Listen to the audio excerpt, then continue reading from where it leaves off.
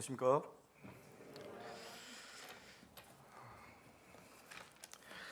교회에 새로운 분이 이렇게 더해지면 참 분위기도 좀 바뀌는 것 같고 좀 새로운 느낌이 드는 것 같아서 참 좋습니다. 간증 잘 들었습니다. 오늘은 사도행전 22장 말씀을 가지고 같이 한번 나누도록 하겠습니다. 사도행전 22장 3절에서 11절 말씀입니다. 사도행전 22장 3절에서 11절, 제가 한 절, 성도님들이 한 절 해서 교독해서 읽도록 하겠습니다. 22장 3절입니다. 나는 유대인으로 길리기아 다수에서 났고 이 성에서 자라 가말리엘의 문화에서 우리 조상들의 율법에 엄한 교훈을 받았고 오늘 너희 모든 사람처럼 하나님께 대하여 열심히 있는 자라.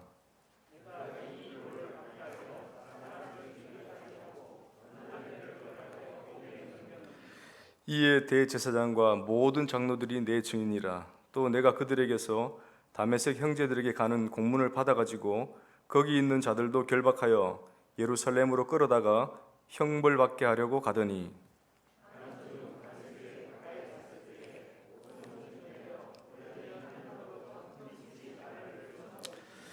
내가 땅에 엎드러져 들으니 소리 있어 이르되 사울아 사울아 내가 왜 나를 박해하느냐 하시거늘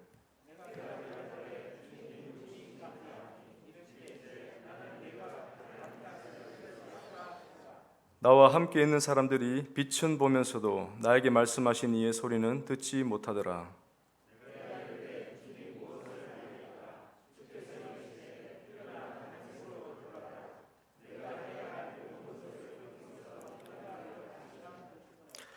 나는 그 빛의 광채로 말미암아 볼 수 없게 되었으므로 나와 함께 있는 사람들의 손에 끌려 다메섹에 들어갔노라. 여기까지 하겠습니다. 인생의 성패를 결정짓는 두 가지 질문이라는 제목으로 말씀을 나누겠습니다. 오늘은 성도님들 다 아시듯이 명절 첫날 주일입니다. 성도님들 가정에 가정마다 하나님의 은혜와 복이 가득한 그런 한 해 되시기를 기원하고 축복드립니다. 우리나라는 그 신정과 구정이 있죠. 그래서 두 번의 새해를 맞이하는 때가 있습니다. 그러다 보니까 신정의 1월 1일 날 시작을 좀 삐끗했더라도 구정 때 다시 한 번 더 할 수 있는 기회를 또 주는 것 같습니다. 그래서 이 기회를 잘 살려서 좀 새로운 마음을 가지고 새롭게 시작하는 그랬으면 하는 마음이 있습니다. 이런 말이 있습니다. 사람은 고쳐 쓰는 게 아니다. 들어보셨습니까? 사람은 고쳐 쓰는 게 아니야. 이 말은 뭡니까? 사람 참 안 바뀐다. 사람 바뀌기 힘들다. 우리가 흔히 멀리 갈 것도 없지 않습니까? 우리의 집을 보더라도 그런 것을 느낄 수 있으리라 생각합니다. 제 개인적으로도 제가 이제 한 해만 지나면 이제 50을 바라보는 나이인데 그만큼 살면서 저 딴에는 좀 변했다고 생각을 하는데 여전히 집에 계시는 한 분은 저를 보시기를 변하지 않았다. 어떻게 똑같냐 그런 말을 합니다. 그럴 때마다 참 가슴을 치며 애통해하는 그런 마음이 있지만 제 스스로는 변한 것 같은데 변하지 않았다는 거예요. 사람은 역시 고쳐 쓰는 게 아닌가 보다. 그런데 성경에서 특히 신약 성경에서 사람의 인생이 완전히 바뀐 사람을 꼽으라고 하면 대표적인 인물이 바로 오늘 읽었던 우리 바울이죠. 이 사도 바울 이 선생님은 자신의 그 살던 삶과는 180도 완전히 변화된 삶을 살았던 것을 보여줍니다. 디모데전서 1장 13절에 바울이 이렇게 고백합니다. 내가 전에는 비방자요, 박해자요, 폭행자였다. 내가 비방자, 박해자, 폭행자였다. 더 나아가서 15절에서는 죄인 중에 내가 괴수다. 이런 말을 합니다. 자신을 비방자, 박해자, 폭행자, 그리고 죄인 중의 괴수 이렇게 얘기를 하는데 우리가 읽을 때는 뭐 겸손의 말씀으로 자신을 낮추기 위해서 그렇게 말하는 것으로 이해할 수 있으나 바울은 진짜 그렇게 말을 하고 있는 거예요. 자신이 과거에는 그랬다.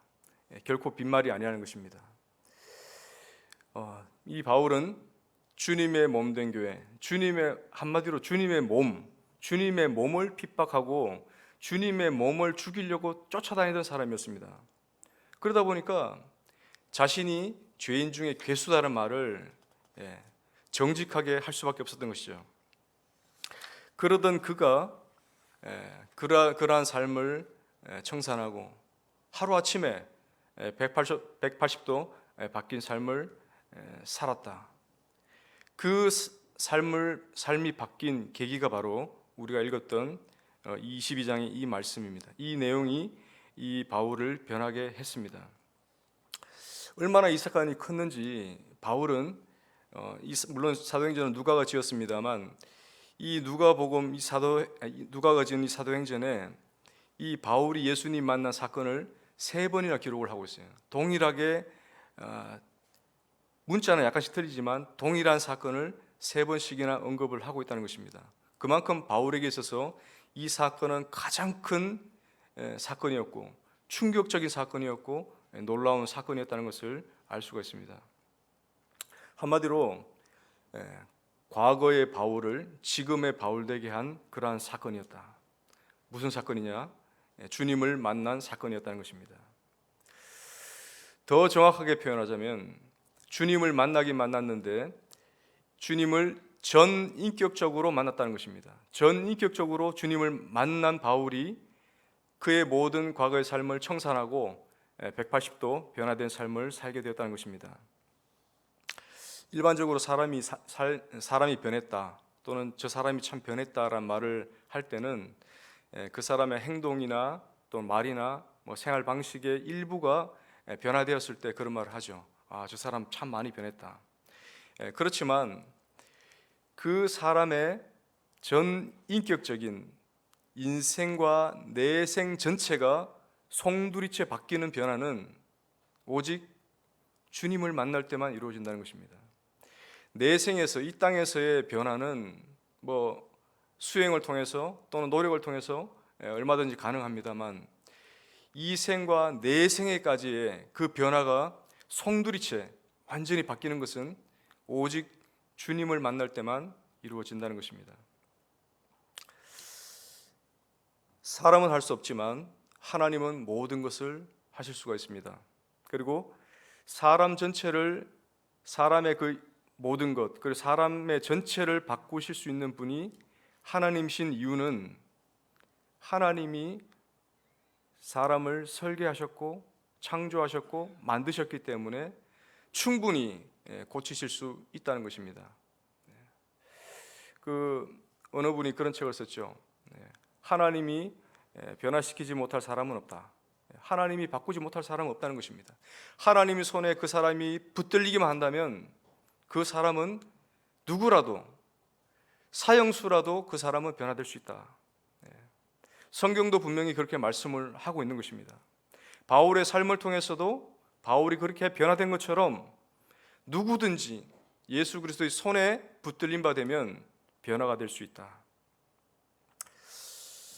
이 바울이 예수님을 다메섹 도상에서 다메섹 길 위에서 만나고 예수님께 2가지 질문을 던집니다. 오늘 좀 깊게 좀 보고자 하는 질문이 바로 이 질문인데 이 질문은 바울에게 있어서뿐만 아니라 우리에게도 너무나 중요한 의미가 있기 때문에 너무나 중요한 것입니다. 인생의 성공과 실패를 결정지을 수 있는 중요한 질문이기 때문에 그런 것입니다. 인생을 잘 살았느냐 못 살았느냐, 인생의 성공과 실패를 누가 판단할 수 있다고 생각하십니까? 내가 인생을 다 살아보고 내 인생 성공했다, 내 인생 실패했다, 또는 내가 인생을 다 살고 나니 다른 사람들이 저 사람 인생 잘 살았어, 저 사람 인생 실패했어라고 판단하는 것이 과연 옳은 것입니까? 성경에서는 하나님이 인생의 심판자라고 말씀하십니다. 하나님이 그 사람이 인생을 잘 살았는지 못 살았는지를 판단하신다고 말씀하십니다. 결국 하나님이 그 인생의 성공과 실패를 판단하시고 결정하신다는 것입니다. 그래서 이 두 가지 질문은 너무나 중요한 것이다. 첫 번째, 바울이 예수님 만나고 예수님께 질문을 합니다. 그 질문이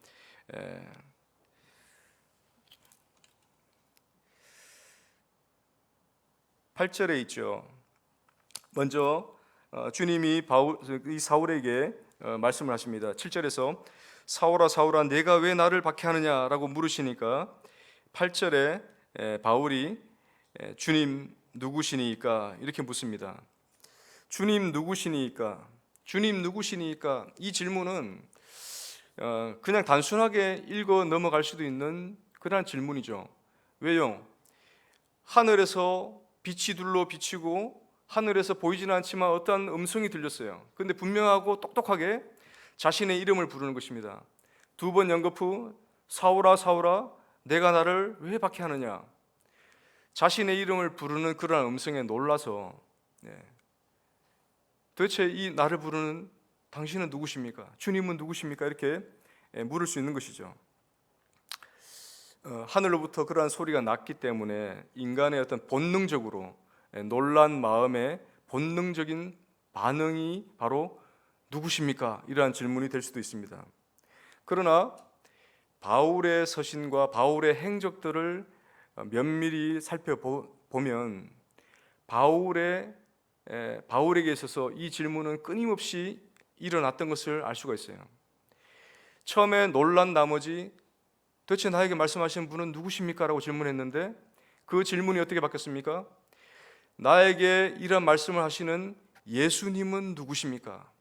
예수님은 도대체 누구신가? 예수님은 누구신가? 더 나아가서 이 예수님은 나에게 누구신가로 발전하는 것입니다. 이 예수님은 나에게 어떠한 분이 되시는가?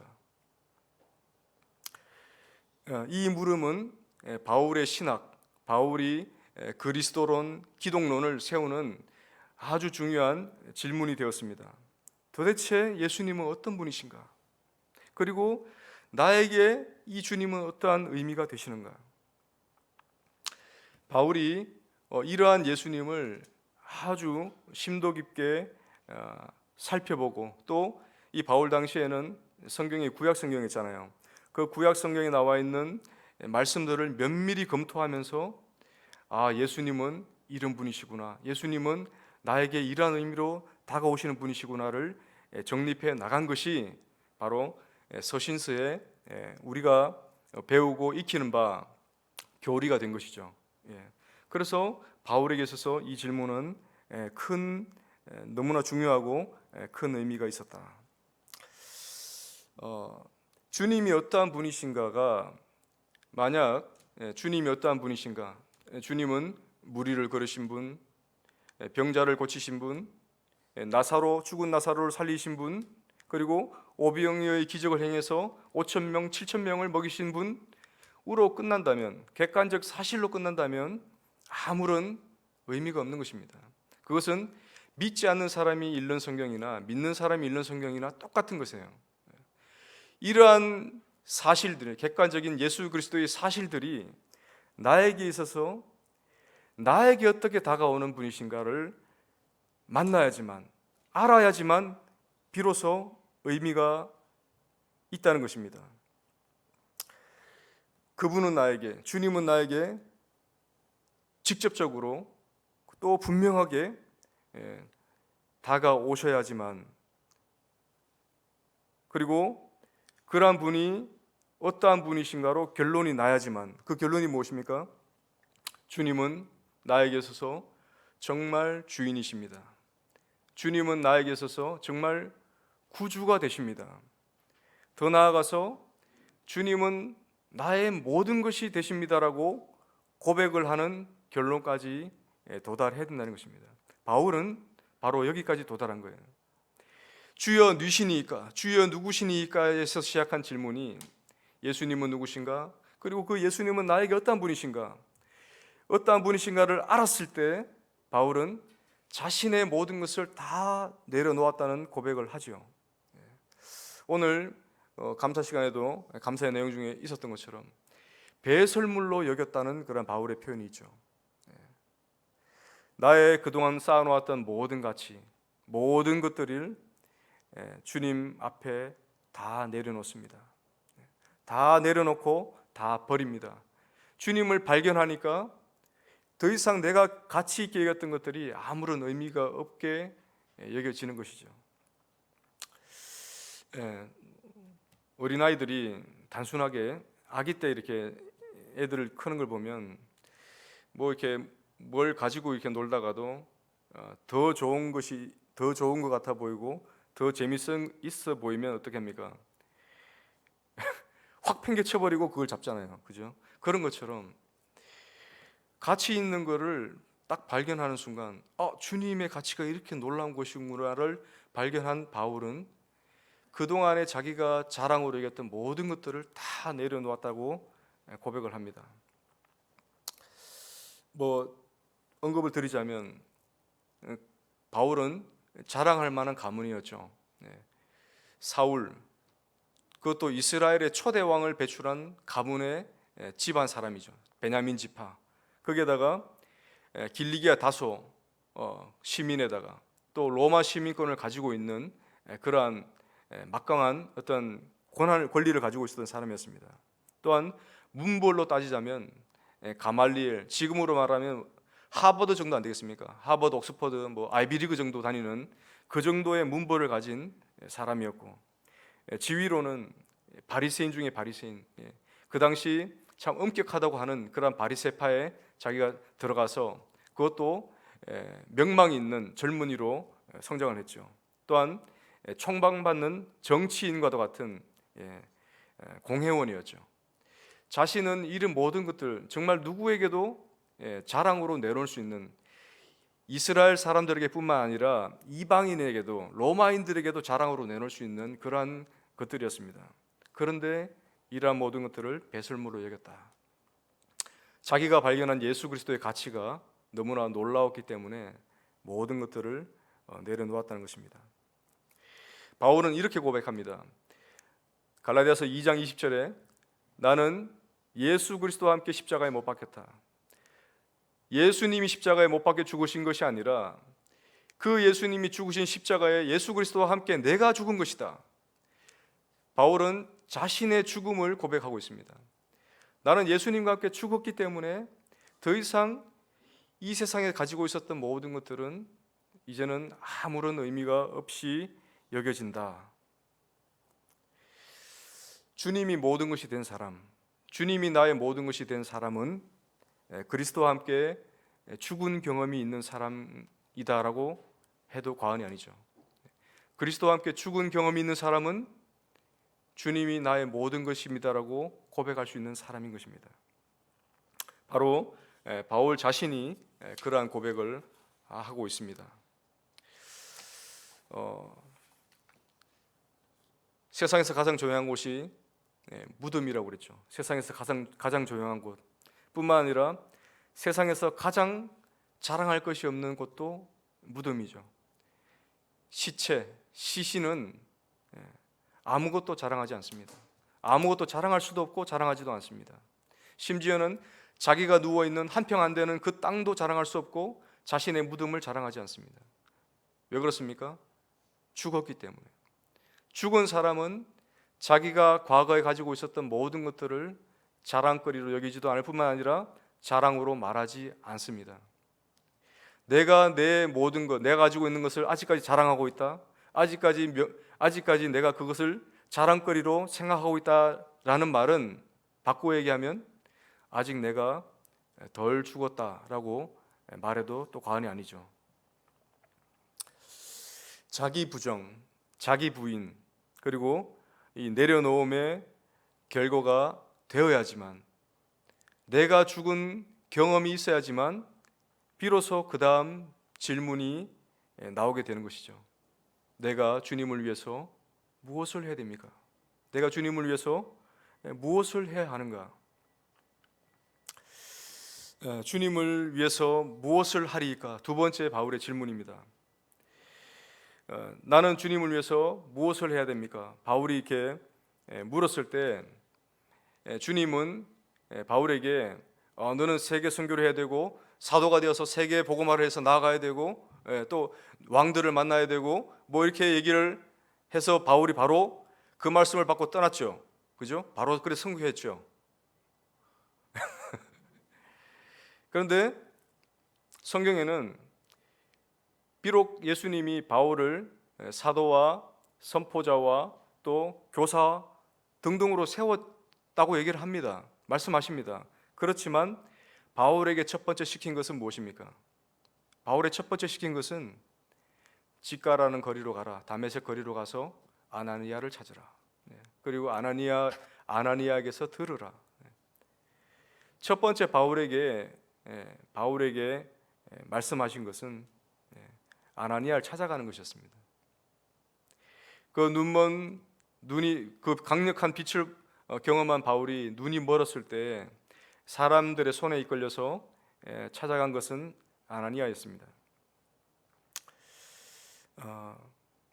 바울을 생각할 때 바울은 대단한 대학자였기 때문에 그리고 율법에 능통했기 때문에 훈련의 기간이나 이런 거 필요 없이 연단의 기간 필요 없이 바로 현장에 투입될 수 있는 분이라고 우리는 착각하기 쉽지만 바울의 행적을 살펴보면 바울도 대략 13년의 무명 생활이 있었습니다. 그것을 사도행전에서도 발견할 수 있고 여러 서신에서도 일부분씩 발견할 수가 있어요. 어떤 목사님은 이제 외우기 쉽게 그렇게 적어놨더라고요. 3 곱하기 8은 38 뭡니까? 38, 24. 3 곱하기 8은 24인데 38은 1 더하기 23 이렇게 적었더라고요. 무엇입니까? 3년간의 아라비아 생활을 했죠. 3년 동안 학자들마다 의견이 다릅니다. 뭐 3년간 아라비아에 있었는지 아니면 40일간 있었다가 다메섹에서 3년 동안 있었는지 그것은 명확하진 않지만 중요한 것은 어쨌든 이 3년간의 무명의 공백 기간이 있었다. 기록이 없는 바울의 어떤 기록이 없는 3년의 기간이 있었다는 것입니다. 아라비아에서의 3년 그리고 8은 무엇입니까? 8년간 길리기아 다소에서 자신의 고향에서 또 주님을 증거하면서 거기에서 또 칩과 같은 그런 생활을 했죠. 그리고 1 더하기 23 뭡니까? 1은 그 안디옥 교회가 부흥해지자 이 바나바가 바울을 불러서 다소에 있는 바울을 불러서 같이 동역한 기간이 1년이죠. 그 뒤에 23년의 기간 동안 세계 선교를 한 것입니다. 그래서 38, 24가 아니라 1 더하기 23이 된 것이죠. 계산해 보면 3년, 8년, 1년 대략 한 13년의 기간이 바울에게 있어서 연단과 어떤 준비의 과정이었다고 보여집니다. 바울도 역시 하나님의 사도로서 쓰임을 받기 전에 그러한 준비 기간이 있었다는 것을 알 수가 있습니다. 하나님은 우리에게 일을 맡기십니다. 어떤 사람에게 맡기십니까? 내가 무엇을 해야 합니까? 내가 주님을 위해서 무엇을 해야 됩니까? 라고 질문하는 사람에게 일을 맡기시는데 바로 맡기시지는 않는 것을 알 수가 있어요. 비로소 준비되었을 때 주님이 계획하신 그 일들을 맡기시는 것을 알 수가 있습니다. 또 내가 무엇을 해야 되겠습니까? 라고 하는 질문은 또 이 은사의 활용과 매우 밀접한 관계가 있다는 것을 알 수가 있습니다. 은사의 주체가 누구십니까? 성령님이시죠. 그 성령님을 통해서 각 사람에게 필요에 따라서 은사를 나누어 주십니다. 그리고 그 은사 활용을 통해서 교회의 자신과 교회의 덕을 세우는 것을 하죠. 교회를 든든히 세우는데 이 은사의 활용이 중요하다는 것을 알 수가 있습니다. 그래서 은사의 활용은 그 주신 분도 하나님이시고 목적을 가지고 주셨기 때문에 그 은사를 잘 활용하는 것은 곧 주님의 목적대로 살고 있다는 것과 동일하다고 이해되어집니다. 그래서 주님이 주신 은사를 잘 활용하는 것은 지금 주님의 그런 목적 가운데 내가 살아가고 있다. 그래서 결국에는 그 교회를 든든히 세우는데 이게 중요한 원동력이 됩니다. 내 삶이 변화되지 않는다. 그리고 예수님을 믿고 지금 수십 년의 생활을 했는데도 불구하고 여전히 나의 삶은 똑같다 또는 달라진 것이 없다 라고 생각이 든다면, 또는 계속 신앙생활을 하면 할수록 발전해 나가는 것이 아니라 계속해서 타성에 젖는 신앙생활을 한다고 생각이 든다면, 오늘 들으신 이 두 가지 질문을 한번 생각해 보시면 어떨까 생각해 봅니다. 바울이 이 두 가지 질문을 통해서 결론을 내리고 그 모든 삶이 180도 변했던 것처럼 우리의 삶이 변하지 않는다는 것은 이러한 두 가지 질문을 심도 있게 고민하지 않았거나, 또는 이러한 두 가지 질문에서 아직 결정을 못 내린 채 머뭇거리고 있지는 않은가. 분명히 내가 어떻게 살아야 된다는 것은 알죠. 배운 것들이 많으니까요. 이때까지 배운 것들이 많습니다. 들은 것들도 많아요. 그래서 아는데 선뜻 그 발을 내딛지를 못하는 거예요. 내가 할 수 있을까? 내가 하게 된다면 어떠한 손해를 볼까? 막 이런 주저가 되는 거예요. 그죠? 이러한 결정을 내려야지만 비로소 하나님의 시간표에 들어갈 수 있는 것입니다. 내가 무엇을 해야 되나? 내가 어떻게 살아야 되나? 이러한 생각을 하는 사람은 내 시간표에 머물러 있을 수밖에 없어요. 그래서 내 시간표 안에서 어떠한 결론을 내려지느냐? 나는 누구인가? 나는 무엇을 위해 살아야 되는가? 이렇게 고민하는 사람은 나는 어떤 직장을 가져서 어떻게 먹고 살아야 되는가? 라고 하는 결론으로 갈 수밖에 없는 것입니다. 대다수 하나님 믿지 않는 사람들이 그 결론을 내리고 있어요.